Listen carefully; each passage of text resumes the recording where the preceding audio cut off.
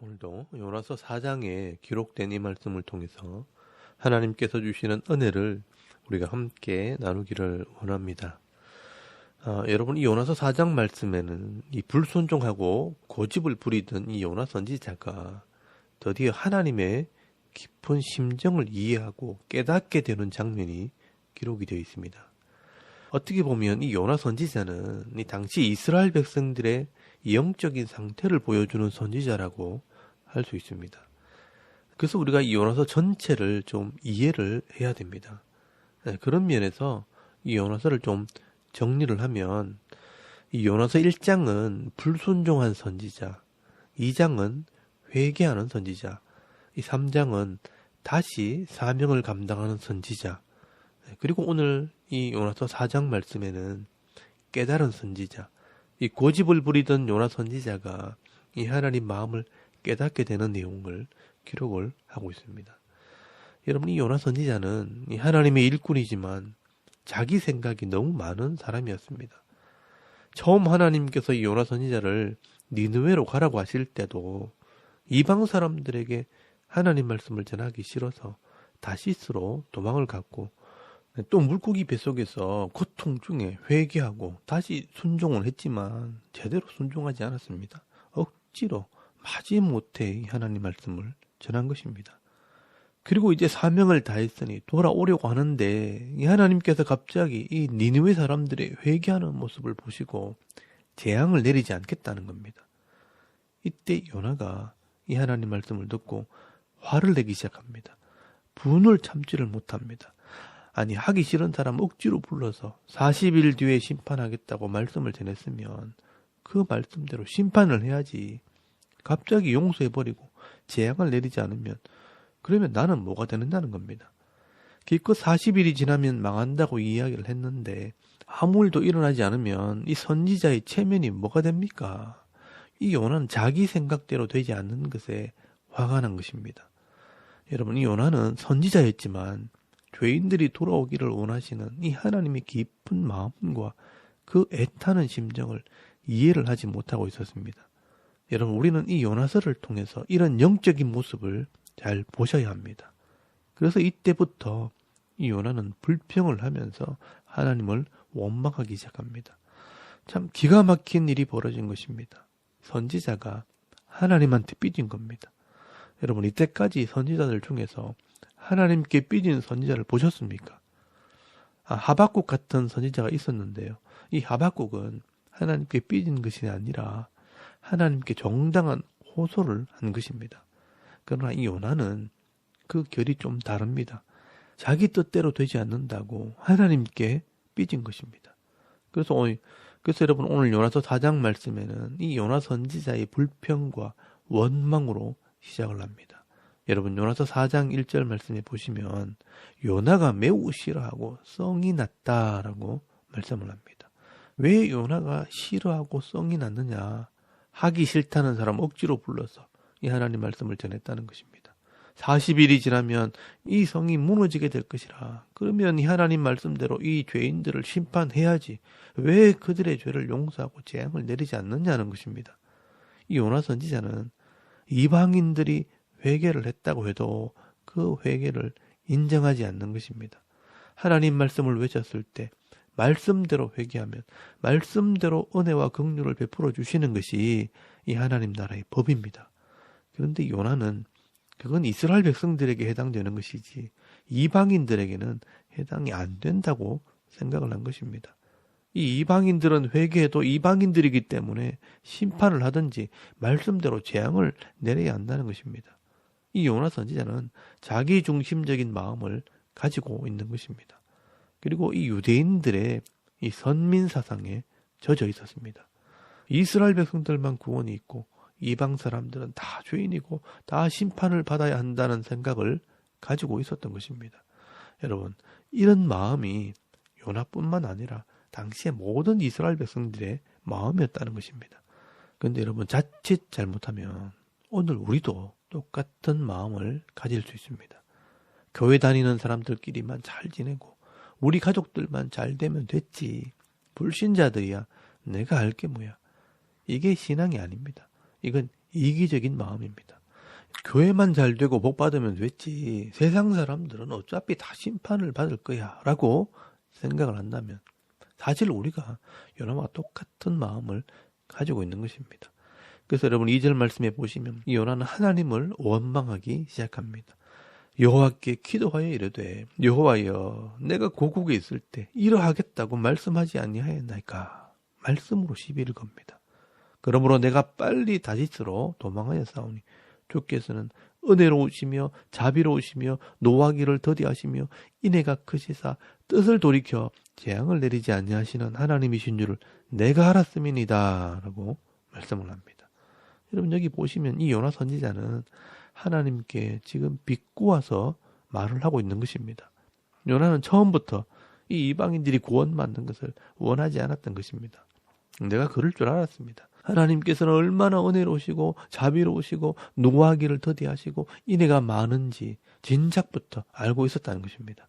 그래서 내가 다시스로 도망간 겁니다 하면서 하나님께 불평을 하는 겁니다. 그리고 하나님께 아예 대듭니다. 차라리 나를 죽이십시오. 여러분 3절 말씀에 보시면 요나가 내 생명을 거두어 가소서 사는 것보다 죽는 것이 내게 나음이니이다 라고 말씀을 합니다. 자기의 원하는 것이 이루어지지 않는다고 생명을 거두어 가라는 겁니다. 우리말로 하면 땡깡을 부리는 것입니다. 살기 싫다는 겁니다. 마치 어린아이가 부모에게 고집을 부리는 것과 같은 것입니다. 애들이 자기 욕심대로 안 될 때, 엄마한테 투정을 부릴 때 나 안 해, 나 밥 안 먹어, 나 죽을 거야 하는 것과 같은 것입니다. 여러분, 자녀들이 이런 말을 할 때 그 부모의 마음이 어떻겠습니까? 화를 내고 때리기도 하지만 정말 이 아이를 이해하는 부모는요, 이 아이가 이해할 수 있도록 설명을 하는 것입니다. 그래서 여러분 4절 말씀에 보시면 이 하나님께서 요나가 알아들을 수 있도록 설명을 하십니다.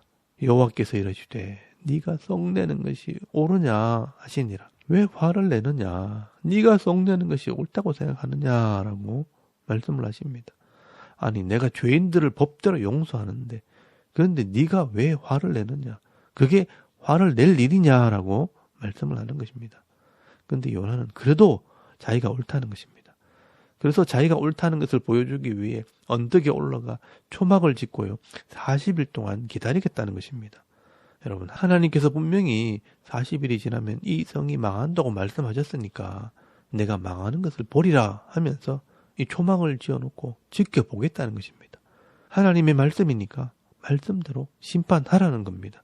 그리고 또 이 사람들은 이방인들이고 우상을 섬기는 사람들이니까 회개해도 망해야 한다는 것입니다. 여러분, 이 부모의 마음을 헤아리지 못하는 자녀들이 고집을 부리는 것처럼 이 선지자도 하나님 마음을 깨닫지 못하게 되면요, 이렇게 고집을 부리는 겁니다. 자기 생각대로 자기 뜻대로 해보겠다고 땡깡을 부리는 것입니다. 여러분, 이때 하나님께서는 말로 해도 안 되니까 자연을 통해 말씀을 하십니다. 하나님께서는 이 하나님의 마음을 깨닫게 하시려고 박넝쿨과 벌레를 준비하시고요. 또 뜨거운 동풍을 준비하셔서 일하시게 됩니다. 때로는 여러분, 하나님께서는 우리가 고집을 부리고 욕심대로 살아갈 때 이런 자연을 통해, 환경을 통해, 사람들을 통해서 우리 마음을 깨닫게 하시기 위해 일하신다는 것을 기억해야 합니다. 여러분 5절 말씀에 보시면 이 요나가 동쪽 성읍에 앉아 초막을 짓고 있을 때 하나님께서는 이 박넝쿨을 빠르게 자라게 하셔서 그늘을 만들어서 시원하게 하십니다. 그때 요나가 기뻐했다. 아이고 편하다 막 그랬을 겁니다.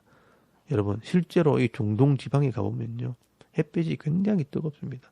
그런데 건조한 기후기 때문에 이 온도가 40도가 넘어가도 그늘만 있고 부채질만 할 수 있으면 시원함을 느끼게 됩니다. 이 요나도 동쪽에서 불어오는 이 뜨거운 바람 때문에 더워할 때 하나님께서 이 박넝쿨로 그늘을 만들어 주셔서 이 요나의 마음을 기쁘게 한 것입니다.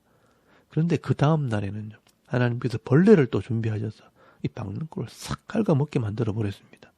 그리고 해가 뜰 때 더 뜨거운 동풍을 보내어서 이 요나의 머리를 뜨겁게 만들어 버렸습니다. 그때 요나 선지자가요, 또 불평을 하기 시작합니다. 여러분 8절 말씀에 보시면 해가 뜰 때에 하나님이 뜨거운 동풍을 예비하셨고 해는 요나의 머리에 쪼임에 요나가 혼미하여 스스로 죽기를 구하여 이르되 사는 것보다 죽는 것이 내게 나으니다 하고 투덜투덜거립니다. 여러분 이게 바로 요나의 마음입니다. 요나는 불평하는 게 버릇이 되어버렸습니다. 그리고 그 마음의 분을 견디지 못합니다. 그래서 스스로 죽기를 구하면서 에이 사는 것보다 죽는 게 낫겠네 하면서 불평을 하는 겁니다. 여러분 생명을 주신 분한테 그렇게 말하는 것은 이 하나님 마음을 아프게 하는 것입니다. 기껏 사명을 감당하면서 기쁨을 누리라고 생명을 주시고 사명을 주셨는데 이 마음대로 안 된다고 사명을 버려버리고 생명을 버려버리면 이 하나님 마음이 어떻겠습니까? 그래서 그때 하나님께서 포기하지 않으시고요. 이 요나의 좁은 마음을 지적하시면서 하나님의 사랑이 무엇인지를 깨닫게 해주십니다. 그래서 여러분 요나서 4장 9절에서 11절까지 말씀해 보시면 하나님께서 하시는 이 말씀을 듣고 요나가 충격을 받게 됩니다. 여러분 9절 말씀해 보시면 하나님이 요나에게 이르시되 네가 이 박넝쿨로 말미암아 썩내는 것이 어찌 옳으냐 하시니 그가 대답하되 내가 썩내어 죽기까지 할지라도 옳으니이다 하니라. 여호와께서 이르시되 네가 수고도 아니하였고 재배도 아니하였고 하룻밤에 났다가 하룻밤에 말라버린 이 박넝쿨을 아꼈거든. 하물며 이 큰 성읍 니느웨에는 좌우를 분별하지 못하는 자가 12만 명이요 가축도 많이 있나니 내가 어찌 아끼지 아니하겠느냐 하시니라 라고 말씀을 합니다. 여러분 이 요나 선지자는요 지금 하나님의 마음에는 관심이 없고요 자기 생각만 하고 있었습니다. 내 뜻이 이루어지지 않는다고 내 머리를 시원하게 하는 이 박넝쿨이 말라 죽었다고 불평을 하면서 안타까워하고 있었습니다. 그런데 여러분 자기가 심은 것도 아니고 자기가 물을 주거나 수고한 것도 아닌데 이 박넝쿨이 없어졌다고 화가 난 것입니다. 하룻밤에 났다가 하룻밤에 말라 죽는 이 박넝쿨을 소중히 여기고 귀하게 여길 줄 알면서 이 니느웨 성에 있는 수많은 사람들의 생명은 왜 귀한 것으로 여기지 않는다는 것입니다. 이 좌우를 분별하지 못하는 사람이 12만 명이나 있다고 말씀합니다. 여러분 여기 좌우를 분별하지 못한다는 말은 오른쪽 왼쪽을 구별하지 못하는 어린아이라고 보시는 분도 있고요. 선악을 알지 못하는 이런 미련한 사람이라고 해석하시는 분도 있습니다. 어쨌든 이 12만 명의 생명이 여기 있다는 것입니다. 또 많은 가축들의 생명이 하나님의 은혜를 바라고 있는데 그 생명들을 귀하게 여기는 것이 왜 합당하지 않는다는 것입니다. 여러분 이게 바로 하나님의 마음입니다. 너는 이 박넝쿨의 생명을 불쌍하게 여긴다면 이 박넝쿨보다 더 귀한 이 생명을 아끼는 것이 왜 합당하지 않다고 생각하느냐. 그리고 아마 제가 짐작컨대 여기에 생략되어 있는 말씀이 있습니다. 그것은 이 니느웨 백성들, 이 이방인들을 아끼는 하나님이시라면 내 백성 이스라엘이 회개하고 돌아오기만 한다면 왜 내가 더 아끼고 더 사랑하지 않겠느냐. 내 백성을 하나님께서 더 사랑하시고 이 삐딱한 요나 선지자도 이 니느웨 사람들보다 더 사랑한다는 것입니다. 내 백성이 회개한다면 내가 더 사랑할 것이라. 이것이 바로 하나님의 사랑이고 하나님의 마음입니다. 그런데 이스라엘 백성들은요 요나처럼 자기가 원하는 것이 이루어지지 않는다고 사는 것보다 죽는 게 낫다고 하면서 자기 생명도 귀하게 여기지 않는 그런 마음으로 살아간다는 것입니다. 여러분 하나님께서 그런 사람들에게 어떻게 은혜를 베풀어 주겠느냐라고 말씀을 하고 있는 것입니다. 여러분 당시 예후의 아들들이요 악을 행하면서도 아무도 하나님 말씀에 귀를 기울이지 않았고요 회개하지도 않았습니다. 앞으로 요나서 다음에 우리가 이 아모스서 말씀을 나눌 텐데요. 이 아모스서를 읽어보면요. 당시 여로보암 2세 때 이스라엘 백성들이 얼마나 악한 삶을 살았는지를 잘 알 수가 있습니다. 하나님께서 이 예후의 아들들에게 다시 한번 부를 주고 기회를 주었는데 당시 이스라엘 백성들은 그 부와 권력을 가지고 선한 삶을 사는 것이 아니라 악을 행하게 됩니다. 이 부자들이 가난한 자의 것을 탐을 내어서 이 머리에 티끌까지 탐을 내고 가난한 자들을 착취하고 심지어 사람을 돈을 주고 팔아먹었습니다. 그것도 신발 한 켤레 값을 받고 팔아먹었습니다. 그리고 이 하나님의 일꾼 이 나시린들에게 술을 먹게 하고 또 의인들을 멸시하고 그 죄를 회개하지 않았습니다. 그래서 오늘 말씀에 이 요나를 통해 하나님 마음을 지금 보여주고 있는 것입니다. 하나님께서는 회개한 심령에게 은혜를 베풀어 주십니다. 그리고 하나님께서 이 생명의 주인이 되시기 때문에 모든 생명을 아끼고 사랑하시는 것입니다. 여러분, 이 요나 선지자는 이 하나님의 사랑과 이 하나님의 마음을 알게 되었기 때문에 이 요나서를 기록한 것입니다. 그리고 차마 이 요나는 부끄러워서 마지막 말을 쓰지도 못했습니다. 이 글을 읽는 모든 사람들에게 이 하나님 마음을 깨닫고 스스로 돌아오라는 것입니다. 여러분, 오늘 이 요나서 4장 말씀에는요, 이 요나 선지자의 이기적이고 좁은 마음과 이 하나님의 넓고 큰 사랑의 마음을 대조해서 기록을 하고 있습니다. 이렇게 요나서는요, 하나님 마음을 보여주기 위해 기록한 말씀입니다. 여러분, 이 요나 선지자 같이 좁은 마음으로 세상을 바라보고 판단하고 원망하고 불평하고 살기보다는 이 하나님의 넓은 마음을 깨달아서 서로 섬기고 사랑하며 살아가야 할 것을 말씀을 하고 있는 것입니다. 여러분, 오늘 우리도 하나님을 믿는다고 하면서 나만 잘 되고 내 가정만 잘 되고 내 자식만 잘 되라고 기도하고 세상이 어려워도 나만 잘 되면 됐지라고 생각을 하는 사람이 있습니다. 여러분, 그것은 세상 사람보다도 못한 신앙입니다. 그러나 조금만 생각해 보면요, 나만 잘 되고 다른 사람들이 힘들다면 그 사람들이 나를 가만두겠습니까? 내 것을 다 빼앗아 갈 것입니다. 여러분, 내 자식만 잘 되고 다른 자식들이 다 건달이나 깡패가 되면요, 내 자식이 그런 세상 속에서 잘 살 수 있겠습니까? 고통을 당하며 살게 될 것입니다. 하나님께서는 이 땅에 있는 모든 사람들이 다 잘 되기를 원하십니다. 다 잘 살고 다 잘 돼야 서로의 도움이 되고 어디를 가도 평안하게 살게 되는 것입니다. 그러므로 오늘 우리가 이 하나님 마음을 마음에 품을 수 있기를 바랍니다. 여러분, 예수님께서 우리를 세상의 빛이라, 세상의 소금이라 말씀하실 때 그 빛이라고 말씀하지 않으시고 세상 속의 빛이라고 말씀하셨습니다. 그냥 소금이라고 말씀하지 않고 세상 속의 소금이라고 말씀하셨습니다.